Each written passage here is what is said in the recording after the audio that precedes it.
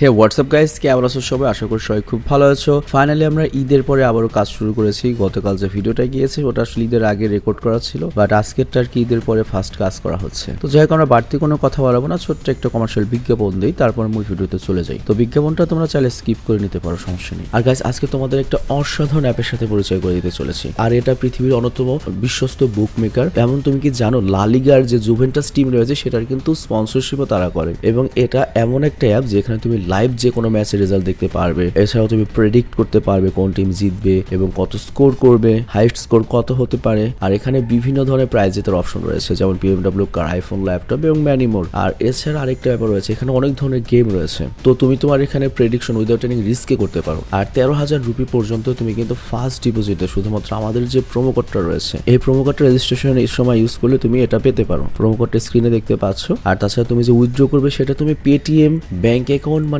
যে কোনো মেথডে, অ্যাকচুয়ালি একটা ফর ইন্ডিয়ান, তো বুঝতে পারছো, পেটিএম, গুগল পে বা যে কোনো ইজি মেথডে তুমি এখান থেকে টাকা উইথড্র এবং ডিপোজিট করতে পারবে। আর এখানে যে সাপোর্ট টিমটা রয়েছে তারা 24 ঘন্টা সপ্তাহে 7 দিন তোমাকে সাপোর্ট করবে। তো তোমার কোনো ধরনের টেনশন নেই। তো দেরি করছে কোনো, ডিসক্রিপশনে যে প্রোমো কোডটা দেওয়া রয়েছে এবং লিঙ্ক রয়েছে সেখান থেকে ক্লিক করে অ্যাকাউন্ট খোলো এবং তুমি ফার্স্ট ডিপোজিটে পেয়ে যাও 13,000 রুপি পর্যন্ত বোনাস, আর জিতে নাও ক্যাশ প্রাইস। তো চলো আমরা মূল ভিডিওতে যাই। তবে আমরা যে বিজ্ঞাপনই দেই না কেন, প্রথমে তো এটা শুধুমাত্র আমাদের ইন্ডিয়ান ভিউয়ারদের জন্য, আর দ্বিতীয়ত হচ্ছে যদি কখনো এমন কোনো অ্যাপ আসেও বিজ্ঞাপনে যেটা বাংলাদেশ, ইন্ডিয়া বা যে কোনো দেশ থেকে কাজ করবে, সেখানেও তোমাদের বুঝে শুনে তারপর যেতে হবে। কারণ অনেক ধরনের প্রলোভন থাকবে, অনেক ধরনের সুযোগ সুবিধার কথা বলা থাকবে। ডাজন্ট মিন ওখানেই তোমাদের যেতে হবে। তোমরা একটা জিনিস নিয়ে রিসার্চ করবে, কতখানি পসিবিলিটিস রয়েছে, যা উচিত কিনা, এই সবকিছু বিবেচনা করে তারপর মূল ভিডিওতে যাবে। আর আমি আশা করছি তোমরা সবাই এই জিনিসটা খুব ভালো মতোই বুঝো। আমার যে ভিউয়ার তাদেরকে আমি যথেষ্ট স্মার্ট বানিয়েছি, তাদেরকে কেউ বোকা বানাবে আমার মনে হয় না এটা পসিবল। এবং আমার বিশ্বাস বেশিরভাগই তোমরা সবাই ডুরাশনে ক্লিক করে এখানে এসেছো। তো চলো আমরা মূল ভিডিওতে যাই। তো বিজ্ঞাপন শেষে আমরা মূল ভিডিওতে চলে আসলাম। তো এপিসোডের শুরুতেই তাকেমিচির দৃশ্য দেখানো হয়। গত পর্বে নিশ্চয়ই তোমাদের মনে আছে যে মাইকি আর হচ্ছে ড্রাকেন তাকেমিচিকে এখানে নিয়ে এসেছে হেনাতার সামনে। তো যখন সামনে হেনাতাকে দেখে ভাবে এখন আমি কি করব। আর তাকেমিচি তখন পেছনে তাকে মাইকিকে বলে, এগুলো কি হচ্ছে মাইকি, তোমাদের প্ল্যান প্রোগ্রাম কি? কিন্তু তাকেমিচিকে মাইকি ইগনোর করে, কিছুই বলে না। আর তখন তাকেমিচি বলে, আমি লাস্টবার যখন হেনাতার সাথে দেখা করেছিলাম তখন ওর সাথে আমি ব্রেকআপ করেছিলাম, আর কারণটা এক্সপ্লেন করে দিই যে কেন ব্রেকআপ করেছিলাম। কিন্তু তখন হেনাতা এগিয়ে এসে বলে, তোমার কি আবারও কারোর সাথে ঝগড়া হয়েছে? আবারও কেলানি খেয়েছো? আবারও বিচি ফাটিয়ে দিয়েছে? তাকেমিচি তখন এটা শুনে কান্না করতে শুরু করে। আর এরপর আমরা পূর্বের দৃশ্য দেখতে পাই। তো হেনাতা তার বাবার কাছে গিয়ে জিজ্ঞাসা করে, মানে আমাদের ফ্ল্যাশব্যাক দেখানো হয়, তাকেমিচি ব্রেকআপ করার পরে হেনাতা গিয়েছিল তার বাবার কাছে, মানে ওর সন্দেহ হয়েছিল। আর ও গিয়ে ওর বাবাকে বলে, তুমি কি তাকেমিচিকে কিছু বলেছিলে বাবা? ওর বাবা বলে, সরি হেনাটা, তুমি বোঝার চেষ্টা করো আমার কেমন ফিল হতে পারে একজন বাবা হিসাবে। আমি চাই না কোনো গুন্ডার সাথে তুমি রিলেশনে থাকো, আমি চাই তুমি ভালো থাকো। আর হেনাটা তখন ওর বাবাকে জিজ্ঞাসা করে, আপনি মাকে কেন ভালোবেসেছিলেন? এটা নয় যে আপনি তাকে দেখে ভালোবেসেছেন, অবশ্যই তার ক্যারেক্টার, তার ব্যবহার, তার মন থেকে ভালোবেসেছিলেন। আমার তাকেমিচির ক্যারেক্টার, মন অনেক বেশি পছন্দের। আমি স্বীকার করে ও গুন্ডা, কিন্তু ওর মনটাও অনেক ভালো। আর ও এমন একটা ছেলে, আমি যদি কোনো ঝামেলায় পড়ি আমাকে কখনোই ছেড়ে যাবেন, অবশ্যই আমাকে সাহায্য করতে আসবে। আর আপনি শুধুমাত্র তাকেমিচি গুন্ডা বলতে পারেন না। তো এই কথা বলেই হেনাতা সেখান থেকে চলে যায়। আর তারপর আমরা হেনাতাকে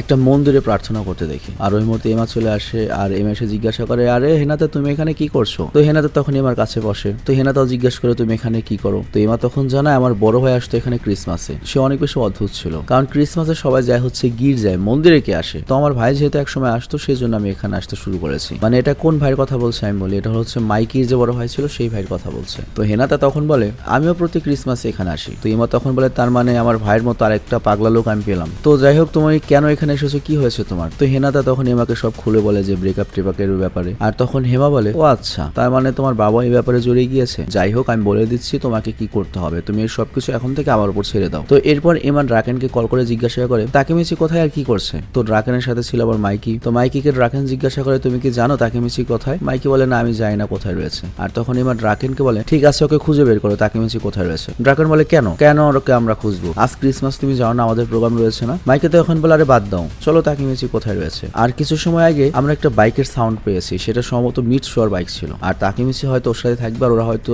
গির্জার দিকে গিয়েছে। আর তখন এমা ড্রাকেনকে বলে, যাই হোক না কেন তাকেমিচিকে সাথে করে হেনাতাদের যে বাড়ি, ওই বাড়ির সামনে চলে আসবে। আর এমা তখন হেনাতাকে বলে, তুমি আমার সাথে চলো, বলো ওকে তুমি ভালোবাসো না, তাহলে চলো। তাকেমিচি ওখানে আসছে, কিন্তু হেনাতা বলে, তাকেমিচি তো আসছে, আমি তো কিছু বলতে পারবো না, ওকে দেখলে তো আমি বাকরুদ্ধ হয়ে যাব। আর এরপর আমাদের বর্তমান দৃশ্য দেখানো হয়, যেখানে হেনাতা কান্না করছে না, বরং তাকেমিচি জোরে জোরে হেনা হেনা বলে কান্না করছে আর মাপ চাচ্ছে। তাকেমিচি বলে, আমি এখন পুরোপুরি ভাবে বুঝতে পারছি তোমার বাবার উদ্দেশ্য কি, কিন্তু আমিও তোমাকে সবসময় আগলে রাখতে চাই। আমি তোমাকে অনেকবার বিপদে ফেলেছি, আমি চাই না তোমার কোনো ক্ষতি হোক, ভবিষ্যতেও কোনো ক্ষতি হোক, আর আমি ওয়াদা করছি সবসময় আমি তোমাকে বাঁচাবো, তুমি যদি মরেও যাও তাও আমি তোমাকে বাঁচিয়ে তুলবো। তো এটা শুনে হেনাতা বলে, এটা তুমি কি বলছো পাগলের মতো? আর তখন তাকেমিচি ভবিষ্যতের কথা মনে করতে থাকে, কিভাবে হেনাতার গাড়ি চাপায় মৃত্যু হয়। তো ওই হিসাব মনে করে তাকেমিচি বলে, তোমার যদি ট্রাকের সাথে ধাক্কা লেগে, গাড়ি চাপা লেগে, বা তোমার পা যদি একদম থেতলে যায়, তুমি হাঁটতে পারছো না, তারপর আমি তোমাকে বাঁচিয়ে তুলবো। তবে তারপরে প্লিজ তুমি এটা ভুলে যাও যে আমি তোমার সাথে ব্রেকআপ করেছিলাম। তো হেনাতা তখন বলে, আচ্ছা ঠিক আছে, তাহলে তুমি আমাকে নিউ ইয়ারের দিন মন্দিরে নিয়ে যাবে। এই কথা শুনে তাকেমিচি তো কনফিউজড হয়ে যায়, বলে কি মানে কি? হেনাতা বলে, হ্যাঁ আমাদের মধ্যে সবকিছু ঠিক হয়েছে, জাস্ট মন্দিরে নিয়ে যাও আমাকে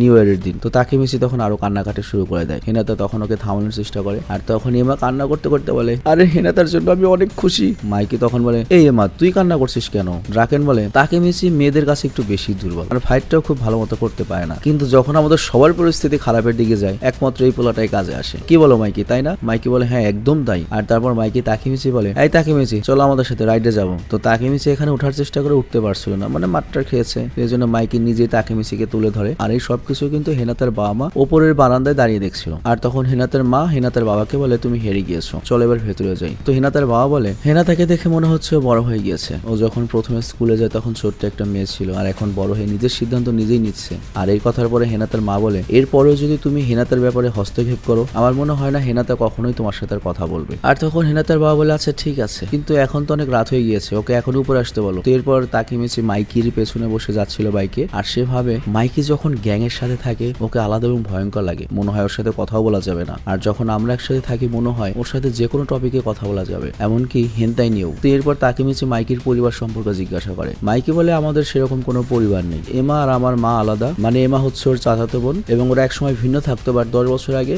এমার মা তাকে ফেলে চলে যায়। আর তখন থেকে মাইকি এবং এমা দাদির সাথে বড় হয়েছে। আর ওদের একটা বড় ভাই ছিল, আর ওই বড় ভাই তো মারা গিয়েছে জানো, সে ছিল ওদের বাবার মতো। আর তখন ওদের বয়স ছিল হচ্ছে 10 বছর। আমরা সবসময় বড় ভাইয়ের পিছিয়ে পিছিয়ে ঘুরতাম, অনেক কিছু শিখেছি তার কাছ থেকে, এবং তার আশেপাশে থাকতে অনেক ভালো লাগতো। আর তাকে ছাড়া এখন আমার মনে হয় আমি নিজেকে হারিয়ে ফেলেছি। আমি জানি না ঠিক কি হচ্ছে আমার সাথে, কখনো কখনো তো আমার ব্রেন পুরো একবারে খালি হয়ে যায়, আমি বুঝতে পারি না এই পৃথিবীতে কি হচ্ছে, আমি ভুলে যাই কোনটা ঠিক কোনটা ভুল। আর তাকেমিচি তখন মনে মনে বলে, মাইকি তার মানে বুঝতে পারছে যে ও খুব শীঘ্রই হয়তো আবুল তাবুল হয়ে যাবে বা ভুল ডিরেকশনে চলে যেতে পারে, যেটা মাইকি নিজেও কখনো চায় না। তো মাইকি তখন বলে, দেখো যতই আমার ভাই বাইকার গ্যাং এর লিডার থাকুক না কেন, সে কখনোই লড়াই করতে পারতো না, কিন্তু তার কথা শুনে অনেক ছেলেরা ইন্সপায়ার হতো, তার সাহস দেখে অনেক ইন্সপায়ার হতো, অনেক ভয়ঙ্কর ভয়ঙ্কর পোলাপান তাকে ফলো করতো। আর এটা আমার কাছে অনেক ভালো লাগতো। আর এরপর আমরা সেই সময়ের দৃশ্য দেখতে পাই, দেখা যায় মাইকি তার বড় ভাইকে বলছে, এই শিনিচিরো, আমার জানা আছে তুমি ফাইট করতে যাও না, তুমি তো খালি মেয়েদের পিছনে দৌড়াও, আর তোমার কথাবার্তাও ফালতু টাইপের, তবে তারপরেও সবাই তোমাকে এত পছন্দ করে কেন? আর শিনিচিরো তখন বলে, আমি বুঝতে পারছি না তুমি কি বোঝাতে চাচ্ছ।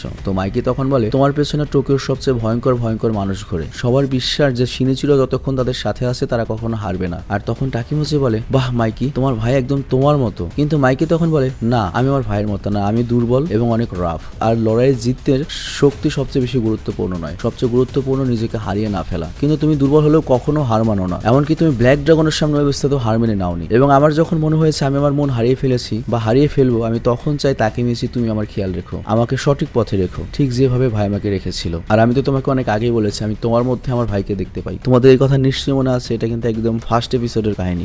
মানে ওদের যখন বন্ধুত্ব হয় ফার্স্ট থেকে, তাকেমিচি জিজ্ঞেস করেছিল যে আমার মতো একটা ভোদাইকে কেন তোমরা বন্ধুত্ব করছো আর কি। তো যাই হোক, তাকেমিচি এসব শুনে ইমোশনাল হয়ে পড়ে এবং কান্না করতে শুরু করে এবং বলেন, হ্যাঁ আমি অবশ্যই করবো। আর অন্যদিকে ড্রাকেন আর মিটসুয়ার দৃশ্য দেখানো হয়। মিটসুয়া বলে, এমন কেন মনে হচ্ছে যে নিউ ইয়ারের ফার্স্ট মিটিং এই আমরা সেটা অ্যানাউন্সমেন্ট করতে চলেছি এবং এটা করলে ঝগড়া লাগতে পারে। ড্রাকেন তখন বলে, ঝগড়া লাগলে লড়াই করব, আর আমরা তো টোমানের সেই টুইন ড্রাগন, তাই না? তোমার কি মনে আছে সেই টুইন ড্রাগনের কথা? আর তখন মিটসুয়া বলে, হ্যাঁ মনে আছে তো, চলো সেটা দেখে আসি, কিন্তু আমার মনে হয় না ওটা এখনো আছে, হয়তো কেউ এটা মুছে ফেলেছে। কিন্তু এরপর যখন সেখানে যে আমরা দেখতে পাই সেখানে একটা ড্রাগনের পেইন্টিং আঁকা রয়েছে, যেটা এখন আমরা ড্রাকেনের সাইডে দেখতে পাই আর কি। আর তখন এটার পূর্বের কাহিনী আমাদের দেখানো হয়। তো মিটসুয়া তখন অনেক ছোট ছিল, সে দেয়ালে এই পুরো ড্রাগনটা বানাচ্ছিল, আর সে তার বোন লুনার মানাকে বাসায় একা রেখে এসেছিল। মানে এটা অনেক বড় একটা রিস্ক, দুই বোনকে রেখে এসে বাইরে এসে এটা করছে, মানে ওটার শখ ছিল। তো যখন পুরো ড্রাগনটা কমপ্লিট করে তখন ও পেছনে ড্রাকেনকে দেখতে পায়, আরো কিছু খাচ্ছিল। আর ড্রাকেন বলে ওঠে, বাহ এটা তো দারুণ, এটা কি ড্রাগন বানিয়েছো? মিটসুয়া তখন বলে, তুমি কই থেকে এখানে এসেছো, তুমি কখন থেকে এখানে রয়েছো?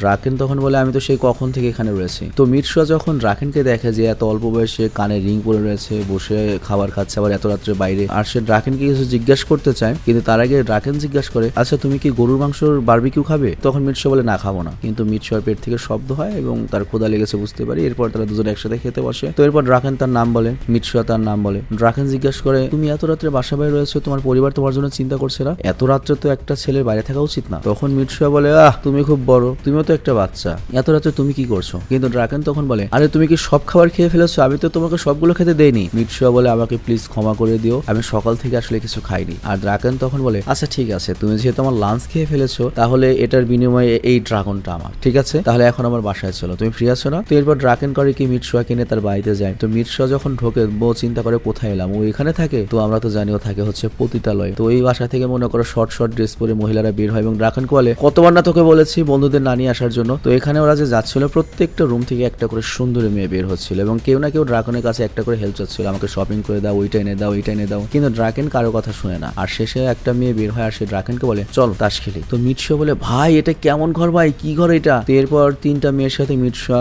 তাস খেলে। মিৎসুয়া তাদের তিনজনকে হারিয়ে দেয় আর এখানে একটা মেয়ে মিৎসুয়ার নাম জোকার রেখে দেয়। আর তখন মিৎসুয়া বলে, ও আচ্ছা ড্রাকেন, তার মানে তুমি এভাবে টাকা কামাও? তখন ড্রাকেন বলে, হ্যাঁ, ওরা যখন হেরে যায় তখন আমাকে 1000 ইয়েন দেয়, আর যখন আমি হেরে যাই ওদের 1 ঘন্টা মেসেজ করে দিতে হয় আমার। ভাই কি কাজ! আর তখন মেয়েগুলো বলে, হ্যাঁ, ওর মেসেজটা খুব দারুণ হয়, কারণ আমরা যেই কাজ করি সেটা খুব কষ্টের হয়ে থাকে আর ওর মেসেজটা আমাদের খুব প্রয়োজন। তবে জিজ্ঞেস করো না আমরা কি কাজ করি, মানে তোমরা বুঝতেই পারছো। তো যাই হোক, মিৎসুয়া তখন ঘড়িতে টাইম দেখে 10টা বেজে গিয়েছে, তার অনেক টেনশন হচ্ছিল বন্ধুদের নিয়ে। ড্রাকেন জিজ্ঞাসা করে, কি হয়েছে? মিৎসুয়া বলে, না আমি ভাবছি এরা কত ইনকাম করে, কেমন ইনকাম করে, আর আরেকটা বিষয় ভাবছি আমার মা বাসায় থাকে না, স্কুল শেষে আমি আমার বন্ধুদের দেখাশোনা করি। কিন্তু তখন একটা মেয়েদের আর মিৎসুয়া বলে, আমার তো ইচ্ছা করছে আমি এদের কাছেই থেকে যাই। কিন্তু ওই মেয়েটা তখন মিৎসুয়ার মুখে লাথি মারে আর মিৎসুয়া তখন বলে, এটা কি হলো, তুমি আমার সাথে এমন করো না কেন? আর ওই মেয়ে তখন ওর সামনে বসে বলে, বেরিয়ে যায় এখান থেকে, তুই কি ভেবেছিস খুব মজা হচ্ছে না? গর্দভ ছেলে, মানে বুঝতেই পারছো, বেলাইনে চলে গিয়েছিল আর কি আমাদের মিৎসুয়া। এরপর ড্রাকেন আর মিৎসুয়া বাইরে চলে আসে আর তখন মিৎসুয়া জিজ্ঞাসা করে, মেয়েটার সমস্যা কি, এমন করলো কেন? তখন ড্রাকেন বলে, আমাকে মাফ করবে, অ্যাকচুয়ালি এইসব মেয়েরা এখানে থাকার জন্য আসে না, ওরা বাধ্য হয়ে এখানে থাকে 2 পয়সা ইনকাম করার জন্য। তো বুঝতেই পারছো, আর বিস্তারিত না বললাম। আচ্ছা তোমার মায়ের খাবার তোমার কেমন লাগে? মিৎসুয়া তখন বলে,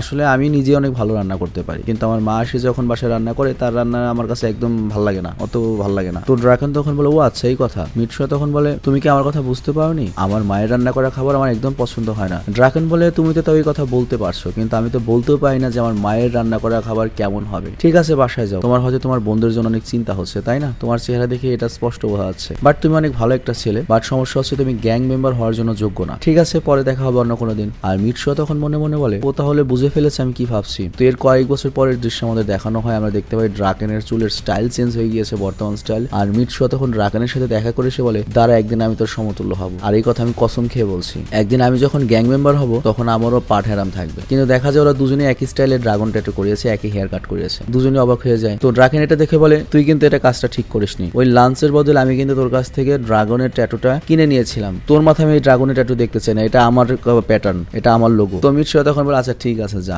আর এরপর আমরা বর্তমানে চলে আসি, মানে এই জন্য আর কি আমাদের মিৎসুয়ার এখন ওই কাটিংটা নাই, ওর চুল দিয়ে ঢেকে দিয়েছে। ড্রাকেন বলেছিল তুই চুল দিয়ে ঢেকে দিবি তাড়াতাড়ি, নাহলে কিন্তু মারামারি করবো। তো যাই হোক, নিউ ইয়ারের দৃশ্য, সবাই উৎসবের জন্য তৈরি হচ্ছে। টাকিমিচা হিনাতাকে দেখা যায় পেছন থেকে, হাকাই, মিৎসুয়া, তার 2 বোন এবং ইজুহাও আসে। তো মিৎসুয়া প্রথম টাকিমিচিকে দেখে এবং তার কাছে যায় আর ওর বোনদের দেখে বলে, বাহ কত বড় হয়ে গিয়েছে, কত সুন্দর তোমরা, কত কিউট। কিন্তু মেয়েগুলো বলে, তুমি কি আমাদের বাচ্চা পেয়েছো, বাচ্চাদের মতো ট্রিট করছো, গর্ধব কোথাকার, গাধা কোথাকার। তখন ছোট জনে বলে, গাধা কোথাকার, যাও এখান থেকে। টাকিমিচি পুরো মদন হয়ে যায়, কিন্তু ওরা হিনাতাকে দেখে হিনাতার কাছে যায় এবং বলে, ইস কত সুন্দর তুমি। টাকিমিচি বলে, ওরা এটা কি বললো, কি ধরনের কথা বললো? মিৎসুয়া বলে, আরে মাফ করে দাও। কিন্তু এরপর আমরা দেখতে পাই যে ওই 2টা মেয়ে করে কি হিনাতাকে নিয়ে যেতে লাগে। আর তখন টাকিমিচি বলে, আরো আমার গার্লফ্রেন্ড, ওর সাথে আমি ডেটে এসেছি, ওকে কোথায় নিয়ে যাচ্ছ? ওর সাথে আমার ক্রিসমাসের হিসাব চুকানো বাকি রয়েছে। কিন্তু মিৎসুয়া বলে, চিন্তা করো না টাকিমিচি, একটু পরে সময় পাবে। তো এরপর দুজন চলে যায় আর তখন হাকাই আর ইজুহা ওদের দাঁড়িয়ে দেখছিল। তো হাকাই তখন বলে, ইজুহা তুই কি বুঝেছিস, এটা তো হতেই পারে তুই কাউকে পছন্দ করিস, তাই না? ও কত ভালো ছিল, মানে এখানে হাকাই বলছে কিন্তু মিৎসুয়ার কথা। তো ইজুহা তখন বলে, হ্যাঁ, কিছুদিন আগে তাইজু আবার বাসায় এসেছিল আমাদের, আর বাসা থেকে যাওয়ার পূর্বে বলেছিল হাকাইকে সে আরো স্ট্রং বানাতে চেয়েছিল, কারণ সে জানতো হাকাই দুর্বল, আর এর জন্যই সে হাকাইয়ের উপরে এত বেশি প্রেশার দিয়েছিল। আর তাইজু আমার কথা জিজ্ঞাসা করেছিল হিনাতা আর টাকিমিচিকে, এবং ওই কথা বলেছিল যে হাকাইকে আমি চেঞ্জ করতে পারিনি, কিন্তু টাকিমিচি ওকে চেঞ্জ করে ফেলেছে, তার মানে আমাকে আর এই বাড়িতে প্রয়োজন নেই, তো আমি বাড়ি থেকে চলে যাচ্ছি, গুড বাই ইজুহা, তুই তো এখন অনেক খুশি তাই না? তো এই কথা বলেই তাইজু বাড়ি থেকে চলে গিয়েছিল। আর এরপর বর্তমান সময়ের দৃশ্য দেখতে পাই আমরা, ইজুহা বলে, ও তোকে চেঞ্জ করে দিয়েছে তাই না? আর আমার কেমন যেন টাকিমিচিকে একটু বেশি ভালো লাগছে। হাকাই তখন শক হয়ে যায় এবং বলে, কি কি, 1 মিনিট দাঁড়াও, তুমি কার কথা বলছো? তুমি কি এতক্ষণ মিৎসুয়ার কথা বলোনি? তুমি কি টাকিমিচিকে পছন্দ করা শুরু করেছো? ইজুহা বলে, মিৎসুয়া মানে ও তো আমার বড় ভাইয়ের মতো, আর তাছাড়া ওর চুল অনেক ছোট। আর তখন হাকাই বলে, কি তুমি টাকিমিচিকে ভালোবেসে ফেলেছো? আর